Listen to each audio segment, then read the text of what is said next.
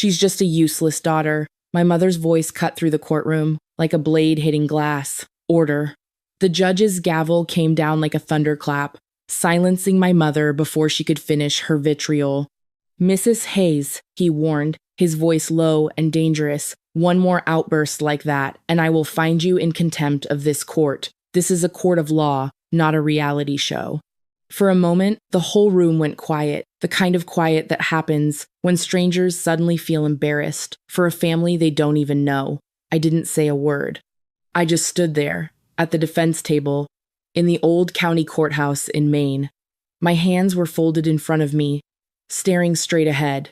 Gary sat there, with a smug look of victory, while my sister, Cassandra, covertly angled her phone beneath the table, desperate to capture a grainy clip of my humiliation for her followers, a faint, cruel smile on her lips. I stayed silent, but beneath the surface, a storm was gathering. Welcome to Turning Tables Stories channel. I'm sitting here with a fresh cup of coffee, just watching the view and reflecting on how silence often precedes a great storm. Today's story carries that same heavy atmosphere. Before we continue, where in the world are you listening from? And what's your favorite drink right now? Now, let's head back to the salt and shadows of mist. Bay. And to understand why my own parents were calling me useless in front of a judge, you have to look back at where it all began. Mist Bay. It is a place where the air always tastes like salt, and the fog rolls in so thick you can lose your own shadow. My grandmother, Eleanor, was the only soul in that town who truly saw me. When she passed away, she did not just leave behind a memory, she left a legacy. It was a sprawling, salt-worn mansion, perched on the cliffs, valued at $1,800,000. For Gary and Patricia, my parents, that house was not a home, it was a life raft. Their consulting business had become a sinking ship, weighed down by $500,000 in debt and years of living a lifestyle they could not afford. They did not see the history in those walls or the garden my grandmother had tended for 40 years. They saw a quick sale to a resort developer and a way to wipe their financial slate clean. I had been gone for 5 years, a ghost they only summoned when they needed someone to blame. They assumed I would stay in the shadows, a sensible and compliant daughter who would sign whatever papers they put in front of me. But they were wrong. I was not there to take their money, I was there to protect Eleanor's stillness. When I showed up at the probate office, with the original will, the one they tried to pretend did not exist, it was not just a legal move, it was a declaration of war. I remember the day I walked back into the mansion. The dust motes danced in the light, and the silence was heavy. Gary and Patricia were already there, pointing at furniture and calculating the value of the silver. They did not ask how I was. They did not ask where I had been. Gary just looked at me and said, "You're late, Grace. Sign the transfer, and let's get this over with." I did not argue. I did not raise my voice. I simply placed the verified copy of the will on the mahogany table. I had spent years being the silent investor in their version of family footing the emotional bill, while they overdrafted my compassion. But the subscription was canceled. This was not about a house anymore. It was about accounting. They sued me, of course. They claimed I had manipulated a dying woman. They told the town I was a vulture who only returned when there was something to gain. They did not know that for 5 years I had been the one keeping the lights on from a distance. They saw my silence as a weakness, a lack of ambition. In their world, if you were not loud and flashy like Cassandra, you did not exist. They were about to find out that the quietest voices often carry the most lethal truths. My family liked to tell people that I had vanished because I could not handle the pressure of the real world. They painted me as a runaway, a failure, who lacked the drive to stay in Miss Bay and do things the right way. But while Gary was busy inflating his lifestyle on credit and Patricia was curating a facade of wealth, I was operating in the coldest corners of the country. I was not missing. I was becoming an expert in crisis. As a captain in a high-stakes negotiation unit, I spent those 5 years talking people off ledges and negotiating through the barrels of loaded weapons. Pressure did not break me, it sharpened me. While they were ignoring Eleanor's declining health, because it was inconvenient for their social calendar, I was working 36-hour shifts. Every cent I earned, beyond my basic survival, was funneled into an anonymous trust. Because my missions often required months of total radio silence in high conflict zones, I had made the mistake of granting Gary a limited power of attorney to handle the local maintenance of the estate. I thought I was being a good sister. I didn't realize I was handing a wolf the keys to the sheepfold. I was not just working for a paycheck. I was the silent investor in a legacy they were actively trying to let rot. I watched the financial statements from a distance, with clinical precision. I saw the property tax notices for the mansion go unpaid.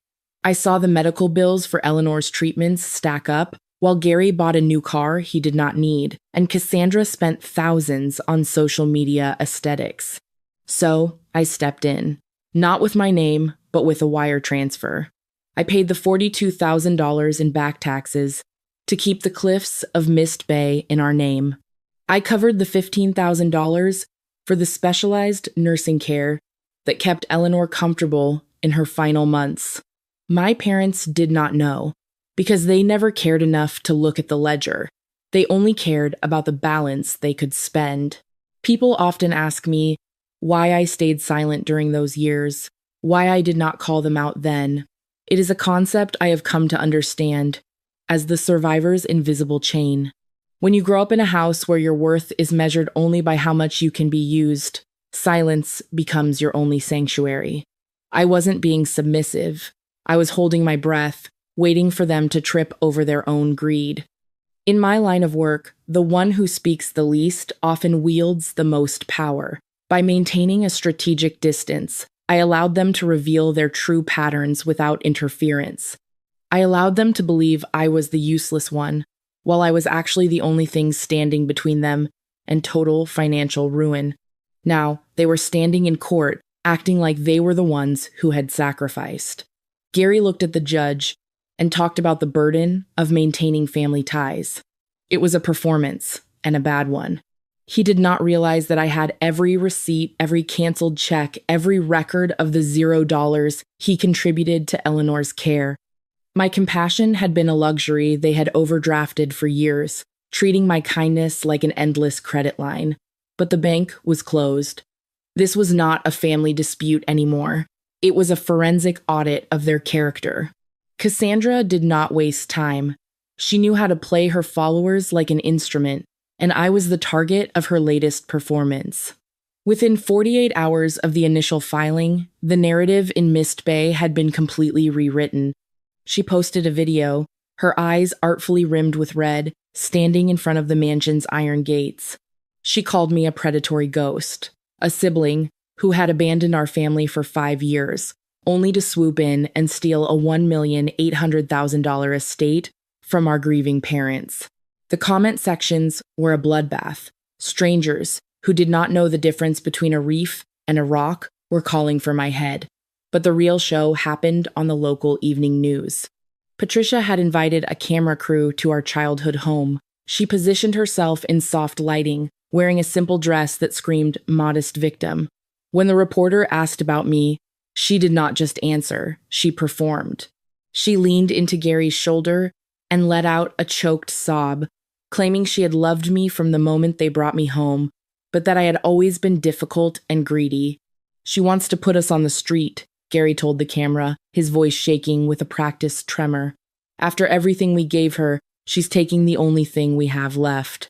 The town turned against me overnight. I saw it in the way Marlene looked at the floor when I walked into the diner, and how the hardware store owner suddenly found a reason to be in the back when I needed a new padlock.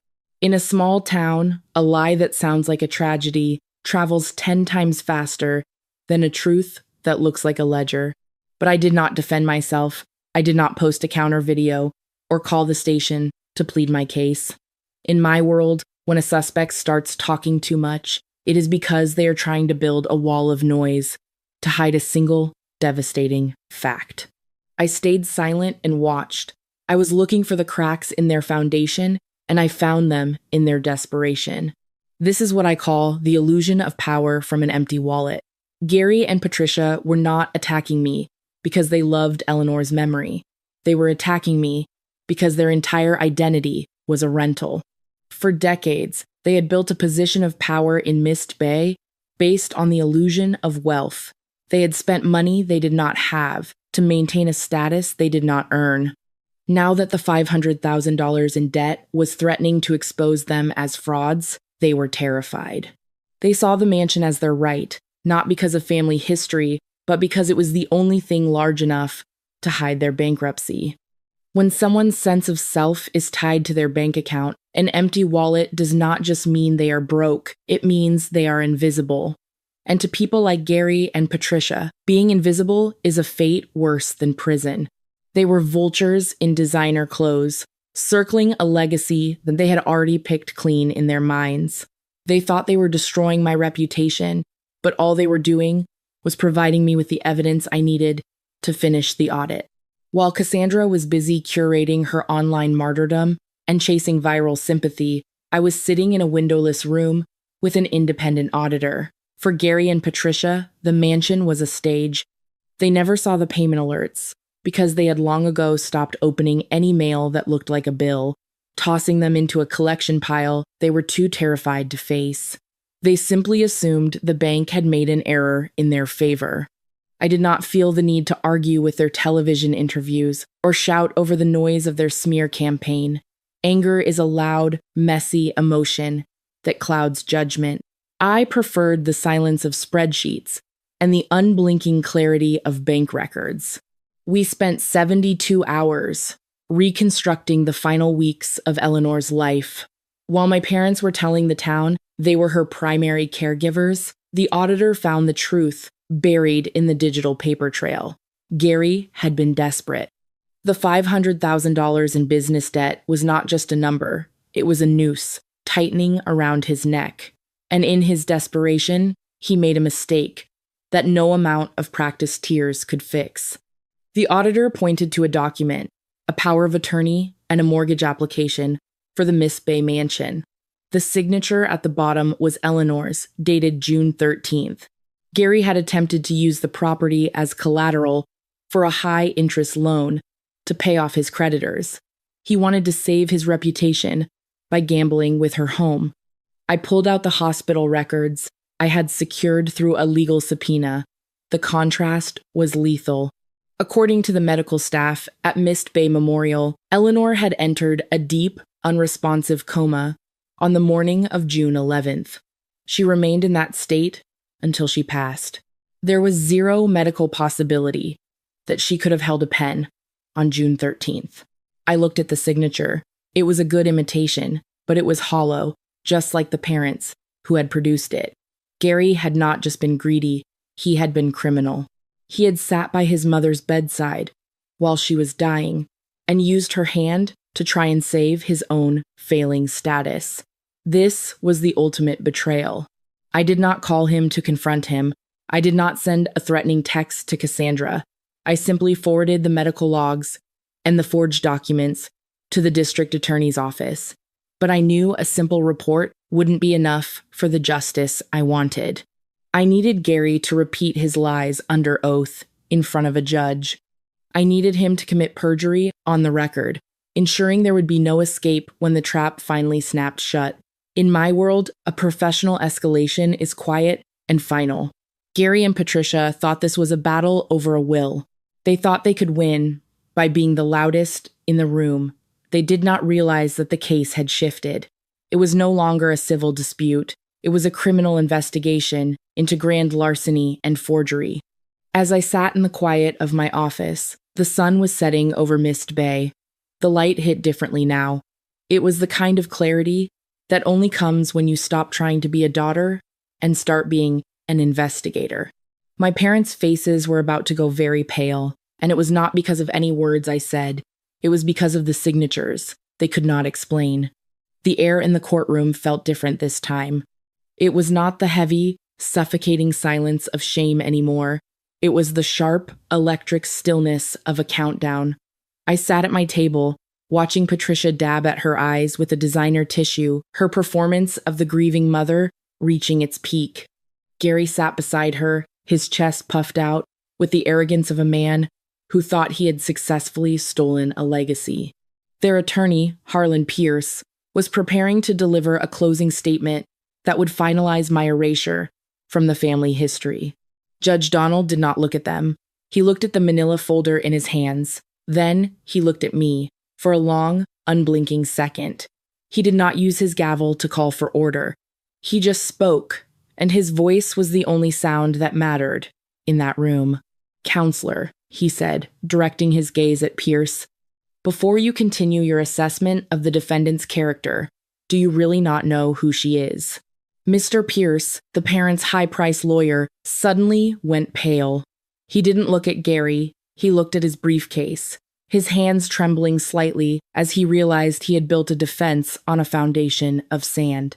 He closed his folder, physically distancing himself from the clients who had just committed a felony in his presence. The judge turned a page. According to the official service record provided by the Department of Justice, he began, "Grace is not a dropout. She has spent the last 5 years as a lead crisis negotiator for a federal task force and a commissioned officer who has de-escalated standoffs that would make this courtroom look like a playground." The room went cold.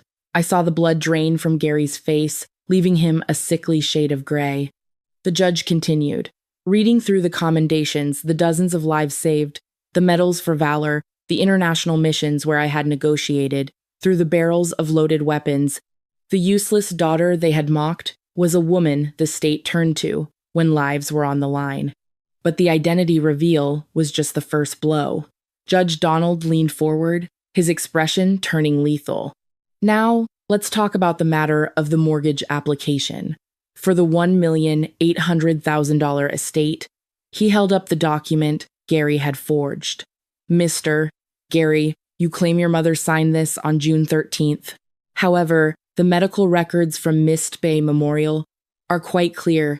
Eleanor entered a terminal, unresponsive coma on the morning of June 11th.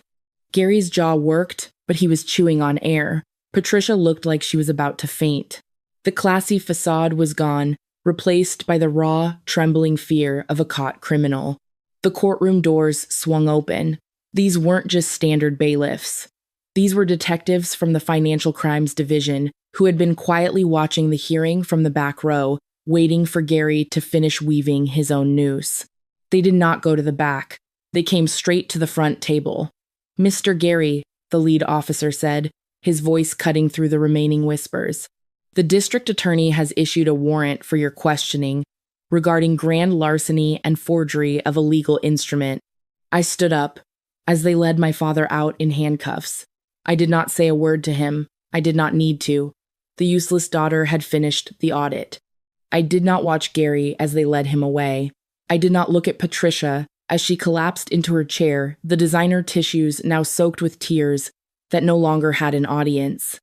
I remained anchored in my seat, the weight of a 5-year silence finally lifting, like the fog over Mist Bay.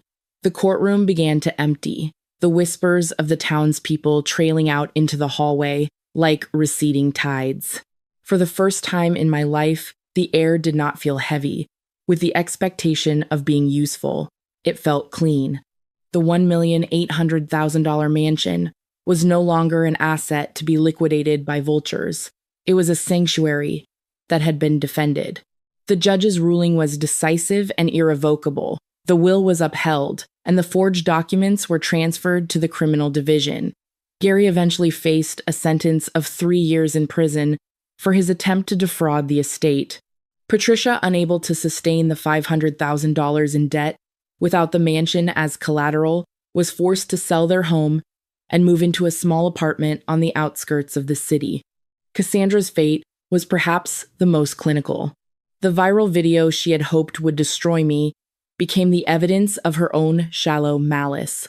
Her sponsors dropped her within a week, and her influencer lifestyle evaporated, replaced by the crushing reality of a reputation that had been audited and found empty. I did not sell the mansion. I did not need the money, and I did not want the luxury. Instead, I established the Eleanor Hayes Center.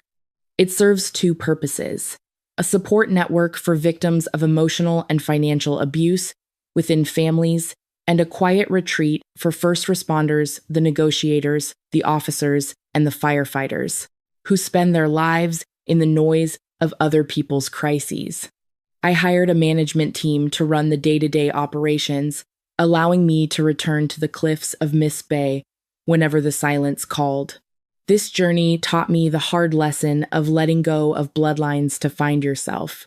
We are conditioned to believe that family is a biological contract that cannot be breached, regardless of the cost to our souls. But DNA is just a map. It is not a destination. I realized that my loyalty was a resource, that my parents had been strip mining for years, leaving nothing but an empty quarry behind. Walking away was not a betrayal of them. It was a rescue mission for myself. I stopped trying to earn a love that was conditional on my submission and started building a life based on my own coordinates. The best revenge was not seeing Gary in handcuffs or Patricia in a small apartment. It was the moment I realized that their opinions of me had zero market value in the life I was building. I have come to realize that some of us are born into families that see our light not as something to be cherished, but as something to be used to illuminate their own shadows. If you are listening to this and you feel like the useless one, the invisible one, or the person whose only value is what you can provide, I want you to hear me clearly. Your worth is not a balance sheet to be managed by people who do not know how to invest in you. I spent years believing that if I worked hard enough, if I was successful enough, or if I remained silent enough, I would finally earn a seat at the table. But the truth is, some tables are not worth sitting at. Do not ever burn yourself out trying to keep others warm, especially when they are the ones who put you out in the cold in the first place. Revenge does not have to be a loud explosion. Sometimes it is just the quiet sound of a door locking behind you as you walk into a future they are not invited to. It is the realization that you are the primary stakeholder in your own life. Forgiveness is a gift you give yourself to set your spirit free, but reconciliation is a privilege that must be earned through accountability and respect. I hope you remember that you are stronger than the labels they have tried to stick to you. You are a pioneer of your own peace. Does this story remind you of someone in your own life? Maybe a sibling, a parent, or a friend who is still fighting for a seat at a table that does not want them? Please share this video with them. They might need the courage to start their own audit. Do not forget to subscribe and hit the notification bell so you never miss another story of justice and reclamation. Stay strong, stay focused, and remember, your silence is your strength until you decide it is time to speak your truth.